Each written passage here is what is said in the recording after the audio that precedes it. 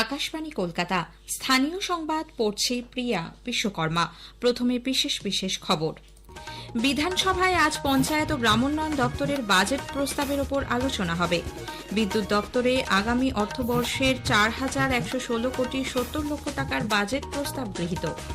তৃণমূল কংগ্রেসের সংখ্যালঘু বিধায়কদের নিয়ে বিরোধী দলনেতা শুভেন্দু অধিকারীর বিতর্কিত মন্তব্যের প্রেক্ষিতে রাজনৈতিক চাপানোতর তুঙ্গে। যাদবপুর বিশ্ববিদ্যালয়ের শিক্ষাবন্ধুর অফিসে ভাঙচুর ও অগ্নিসংযোগের ঘটনায় গ্রেপ্তার আরও এক ছাত্র। মুখ্যমন্ত্রী মমতা ব্যানার্জির লন্ডন সফরের ছাড়পত্র দিয়েছে কেন্দ্রীয় সরকার। দোলযাত্রার আগে আজ অশুভ শক্তির বিনাশে হোলিকা দহন বা চাঁচর পোড়ার আয়োজন করা হচ্ছে। আসছে বিস্তারিত খবরে। বিধানসভায় আজ পঞ্চায়েত ও গ্রামোন্নয়ন দপ্তরের বাজেট প্রস্তাবের ওপর আলোচনা হবে। রাজ্যের বিভিন্ন জায়গায় বিদ্যুতের লো ভোল্টেজের সমস্যা মেটাতে উপযুক্ত পরিকাঠামো গড়ে তোলা হচ্ছে বলে বিদ্যুৎ মন্ত্রী অরূপ বিশ্বাস জানিয়েছেন। বিদ্যুৎ দপ্তরের আগামী অর্থবর্ষের 4,116 কোটি 70 লক্ষ টাকার বাজেট প্রস্তাব পেশ করে তিনি জানান, ইতোমধ্যে রাজ্যের বিভিন্ন জেলা মিলিয়ে মোট 936টি সাবস্টেশন রয়েছে। আরও 50টি সাবস্টেশন তৈরির কাজ চলছে। সেচের কাজের জন্য খরচ করা হবে 50 কোটি টাকা। বিভিন্ন বিদ্যুৎ চালিত গাড়ির চার্জের জন্য সারা রাজ্য জুড়ে 763টি ইভি চার্জিং স্টেশন তৈরি হয়েছে। আগামী অর্থবর্ষে আরও 188টি ইভি চার্জিং স্টেশনের কাজ শেষ করার লক্ষ্যমাত্রা নেওয়া হয়েছে। আলোচনা শেষে বিরোধী শূন্য সভায় ধ্বনি ভোটে বাজেট প্রস্তাবটি গৃহীত হয়। রাজ্যে কৃষি জমির পরিমাণ বাড়াতে রাজ্য সরকার পতিত জমিকে চাষযোগ্য করে তোলার উদ্যোগ নিয়েছে।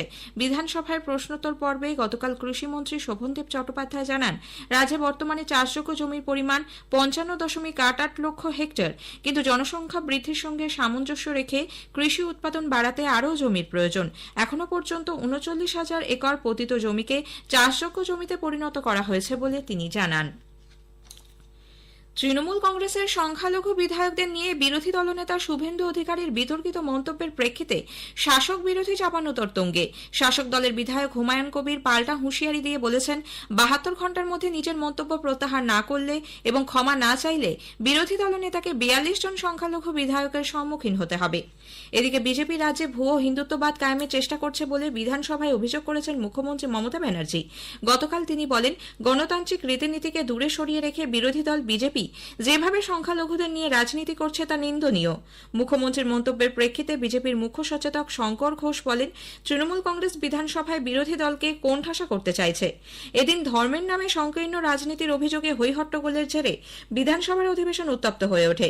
বিজেপি বিধায়করা নিজেদের সঙ্গে নিয়ে আসা কাগজ ছিঁড়ে অধিবেশন কক্ষে ছড়িয়ে দিয়ে অবশেষে ওয়াকআউট করেন। এদিকে বিধানসভার বাইরে কালো জামা পরে বিক্ষোভ দেখান বিরোধী দলনেতা শুভেন্দু অধিকারী সহ দলের অন্যান্যরা। সাংবাদিকদের শুভেন্দুবাবু বলেন, কোনো ধরনের হুমকিকেই তিনি ভয় পান না। আমি তো একাই ভিতরে যাতায়াত করি, আমার পিএসসি এরা থাকে, কলিগ এমএলএরা দু একজন যখন দেখা হয় থাকে। আচ্ছা, আমি তো এক্ষুনি আপনাদের ছেড়ে যাব। দেখুন, এগুলো ভয় করি না যে ইনসাইড দ্য প্রিমিসেস একটা যদি কেশাগ্র স্পর্শ করে, রেসপন্সিবিলিটি গোজ টু বিমান ব্যানার্জি এন্ড মমতা ব্যানার্জি। বিধানসভার অভ্যন্তরে তাঁর উপরে হামলা হতে পারে বলে আশঙ্কা প্রকাশ করে শুভেন্দু অধিকারী বিধানসভার সচিবকে চিঠি লিখেছেন। দলীয় বিধায়ক ও নিজের জন্য উপযুক্ত নিরাপত্তার দাবি জানিয়েছেন তিনি। এদিকে পরিষদীয় মন্ত্রী শোভনদেব চট্টোপাধ্যায় বলেছেন, নির্বাচনে হেরে গিয়ে অসহিষ্ণু হয়ে শুভেন্দু অধিকারী এই ধরনের অসাংবিধানিক কথা বলছেন। আজকে তিনি কেবলমাত্র নির্বাচনে জয়লাভ করার জন্য যে ধরনের কুৎসিত মন্তব্য করছেন, এটা আমার মনে হয় কোনো জনপ্রতিনিধিকে মানায় না। আমি এমন ভাষণ আমার 64 বছরের রাজনৈতিক জীবনে এবং দীর্ঘকাল এই বিধানসভায় থাকার কালেও আমি কখনো এরকম কথা কাউকে বলতে শুনিনি। এটা হচ্ছে একটা অসহিষ্ণুতা থেকে আসছে। শুভেন্দু অধিকারীর মন্তব্যের কড়া সমালোচনা করেছেন কংগ্রেস নেতা অধীর রঞ্জন চৌধুরীও। এর থেকে কোনো অগণতান্ত্রিক, সংবিধান বিরোধী এবং ঘৃণ্য রাজনৈতিক উক্তি আর কিছু হতে পারে বলে আমি মনে করি। এখানে সরকার কি করবে? এটাকে নিয়ে রাজনীতি করবে। অন্যদিকে তৃণমূলের সংখ্যালঘু বিধায়কদের শুভেন্দু অধিকারীর হুমকির ঘটনায় কংগ্রেস নেতা আলী ইমরান রামস চাকুলিয়া থানায় অভিযোগ দায়ের করেছেন। শুভেন্দু অধিকারীর বিরুদ্ধে উস্কানি দেওয়ার অভিযোগ করেছেন তিনি। এই ঘটনায় রাজ্য সরকারের পক্ষ থেকে এখনো এফআইআর কেন দায়ের করা হলো না সেই প্রশ্ন তুলে তিনি বলেন, বিজেপি তৃণমূল মিলে পশ্চিমবঙ্গের সাম্প্রদায়িক রাজনীতির খেলা খেলছে। যাদবপুর বিশ্ববিদ্যালয়ের তৃণমূল সমর্থিত কর্মী সংগঠন শিক্ষাবন্ধুর অফিসে ভাঙচুর ও অগ্নিসংযোগের ঘটনায় সৌম্যদীপ মহান্তর ওরফে উজান নামে দর্শন বিভাগের প্রথম বর্ষের এক ছাত্রকে পুলিশ গ্রেপ্তার করেছে।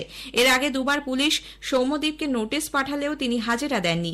গতকাল বিকেলে জিজ্ঞাসাবাদের জন্য তাকে যাদবপুর থানায় ডেকে পাঠানো হয়েছিল। রাতে তাকে গ্রেপ্তার করা হয়। আজ তাকে আদালতে তোলা হবে। এদিকে এর আগে ওই ঘটনায় ধৃত শাহিল আলীকে 10 দিনের পুলিশ হেফাজত শেষে গতকাল জামিন দিয়েছে আলিপুর আদালত।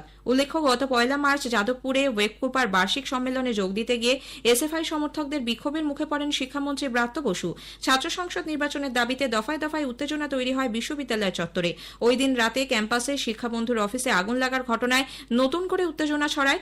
ঘটনার পরদিনই শাহিলকে গ্রেপ্তার করা হয়। হাইকোর্টের অনুমতি ছাড়া যাদবপুর বিশ্ববিদ্যালয়ে রাজনৈতিক সংগঠন মিটিং মিছিল করতে পারবে না বলে আদালত যে নির্দেশ দিয়েছিল তা প্রত্যাহার করে নিয়েছেন বিচারপতি তীর্থঙ্কর ঘোষ। আদালত জানিয়েছে, মিটিং মিছিলের অনুমতি এখন থেকে প্রশাসন দেবে। এদিকে বিশ্ববিদ্যালয় ক্যাম্পাসে পুলিশ ফাঁড়ি তৈরির জন্য কলকাতা পুলিশের তরফে কর্তৃপক্ষের কাছে চিঠি পাঠানোর প্রেক্ষিতে অধ্যাপকদের সংগঠন আবুটা উদ্বেগ প্রকাশ করেছে। সংগঠনের যাদবপুর বিশ্ববিদ্যালয়ের লোকাল চ্যাপ্টারের আহ্বায়ক দেবব্রত বেরা বলেছেন, বিশ্ববিদ্যালয় একটি স্বশাসিত প্রতিষ্ঠান, তাই আইন শৃঙ্খলা রক্ষার দায়িত্ব তার নিজেরই। বাম ছাত্র সংগঠন এসএফআইও এর কড়া সমালোচনা করেছে। উল্লেখ্য, বিশ্ববিদ্যালয়ে অচলাবস্থার প্রেক্ষিতে গত মঙ্গলবার কলকাতা পুলিশের তরফে মেল করে ক্যাম্পাসের ভেতরে আউটপোস্ট করার জন্য জায়গা চাওয়া হয়। দক্ষিণ কলকাতার যোগেশচন্দ্র ল কলেজে সাংসদ মালা রায়কে ঘিরে গতকাল বিক্ষোভ দেখান পড়ুয়াদের একাংশ। এদিন সমস্যা শুরু হয় আবির খেলাকে কেন্দ্র করে।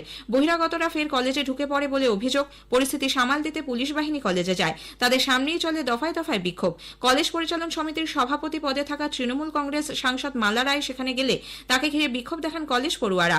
পাল্টা বিক্ষোভ দেখায় তৃণমূল ছাত্র পরিষদের সদস্যরা। স্থানীয় সংবাদ শুনছেন আকাশবাণী কলকাতা কেন্দ্র থেকে।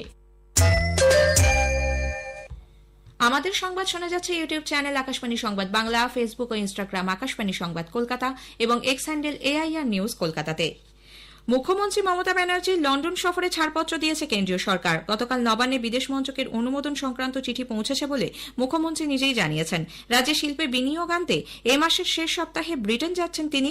অক্সফোর্ড বিশ্ববিদ্যালয়ের আমন্ত্রণে সাড়া দিয়ে সেখানকার পড়ুয়া ও গবেষকদের উদ্দেশ্যে মুখ্যমন্ত্রী বক্তব্য রাখবেন। 21 মার্চ তিনি দুবাই হয়ে লন্ডনে পৌঁছাবেন। 25 তারিখ শিল্প সম্মেলনে উপস্থিত থাকবেন মুখ্যমন্ত্রী। 27 মার্চ অক্সফোর্ড বিশ্ববিদ্যালয়ে মুখ্যমন্ত্রীর বক্তব্য রাখার কথা। 29 তারিখ তিনি কলকাতায় ফিরবেন। দোলযাত্রার আগে আজ অশুভ শক্তির বিনাশ এবং শুভ শক্তির উদযাপনে হোলিকা দহন বা চাঁচর পোড়ার আয়োজন করা হচ্ছে। চিরাচরিত প্রথা মেনে দেশের অন্যান্য অংশের পাশাপাশি এ রাজ্যেও ন্যাড়া পোড়ানো হয়ে থাকে। স্কন্দ পুরাণ মতে এই বিশেষ দিনে ভগবান বিষ্ণু হোলিকা দহনের মধ্যে দিয়ে অশুভ শক্তির বিনাশ ঘটিয়েছিলেন। নদিয়ার শান্তিপুর, মায়াপুর ইস্কন মন্দির, নবদ্বীপ ধাম সহ নানা শ্রীকৃষ্ণ ও গৌরীয় পুণ্যধামে নগর সংকীর্তনের মধ্যে দিয়ে আগামীকাল দোল পূর্ণিমার উৎসব শুরু হবে। মন্দির নগরী মায়াপুর আর তীর্থক্ষেত্র নবদ্বীপে দোল উপলক্ষে এখন সাজরব। আমাদের জেলা সংবাদদাতার একটি প্রতিবেদন। রাত পোহালেই দোল উৎসব। এই উৎসবকে ঘিরে নদিয়ার মায়াপুর নবদ্বীপে একটা আলাদা অনুভূতি লক্ষ্য করা যায়। দোল পূর্ণিমার পবিত্র দিনেই শ্রীচৈতন্য মহাপ্রভুর আবির্ভাব। তাই পুণ্যার্থীদের কাছে একদিকে যেমন দোল উৎসবের আনন্দ, আর অন্যদিকে শ্রীচৈতন্য মহাপ্রভুর আবির্ভাব যেন মিলেমিশে এক অনন্য অনুভূতির সৃষ্টি হয়। তাই শ্রীচৈতন্য দেবের আবির্ভাব দিনটিও যথোচিত ধর্মীয় মর্যাদার সঙ্গে পালন করা হয় নবদ্বীপ মায়াপুরে। দোলের দিন মায়াপুর ইস্কন মন্দিরে বাহ্যিক কোনো রঙে নয়, কৃষ্ণানুরাগে রঞ্জিত হওয়ার সাধনা চলে। অনুপম মদক, আকাশবাণী সংবাদ, মায়াপুর, নদিয়া। বসন্ত উৎসব উপলক্ষে গতকাল কলকাতার প্রেস ক্লাবে সাংস্কৃতিক অনুষ্ঠানের আয়োজন করা হয়। Association of tourism services provider of বেঙ্গলের উদ্যোগে এই অনুষ্ঠানে প্রধান অতিথি হিসেবে উপস্থিত ছিলেন ভারত সরকারের পর্যটন মন্ত্রকের সহ অধিকর্তা জ্যোতির্ময় বিশ্বাস এবং রাজ্য পর্যটন বিভাগের আধিকারিকরা। এদিকে পরিবেশের ক্ষতির আশঙ্কায় রাজ্য সরকার শান্তিনিকেতনের সোনাঝুরি হাটে দোল উৎসবে নিষেধাজ্ঞা জারি করেছে। এই প্রথম সোনাঝুরি হাটে দোল উৎসব হচ্ছে না। অন্যদিকে দোলযাত্রার দিন বিশেষত সকালে খুব কম সংখ্যক যাত্রী চলাচল করার কারণে আগামীকাল পূর্ব রেলের শিয়ালদা ডিভিশন ও হাওড়া ডিভিশনে বেশ কিছু লোকাল ট্রেন বাতিল করা হচ্ছে। রাজ্য সরকার আসন্ন দোল ও হোলি উৎসবে সব ধর্মের মানুষদের সমানভাবে অংশগ্রহণের আহ্বান জানিয়েছে। আলিপুরের ধনধান্য অডিটোরিয়ামে গতকাল সব সম্প্রদায়ের প্রতিনিধিদের নিয়ে আয়োজিত দোলযাত্রা ও হোলির মিলন উৎসব শীর্ষক এক অনুষ্ঠানে যোগ দিয়ে মুখ্যমন্ত্রী মমতা ব্যানার্জি শান্তিপূর্ণ পরিবেশে সম্প্রীতি রক্ষার মাধ্যমে দোল ও হোলি উৎসব পালনের কথা বলেন। প্রায় 3 শতাধিক বছর পর প্রশাসনের হস্তক্ষেপে পূর্ব বর্ধমানের কাটোয়ার গিধেশ্বর শিব মন্দিরে প্রবেশাধিকার পেলেন স্থানীয় দাসপাড়া দলি সম্প্রদায়ের মানুষজন। অস্পৃশ্যতা ও জাতপাতের বৈষম্যের বেড়াজাল ভেঙে গতকাল পুষ্প, ফলমূল, মিষ্টান্ন, ধূপবাতি সহযোগে ডালা সাজিয়ে পুজো দেন 5 দলিত পরিবারের বধূ। দক্ষিণবঙ্গের কিছু জেলায় তাপপ্রবাহের সতর্কতা জারি করেছে আলিপুর আবহাওয়া দপ্তর।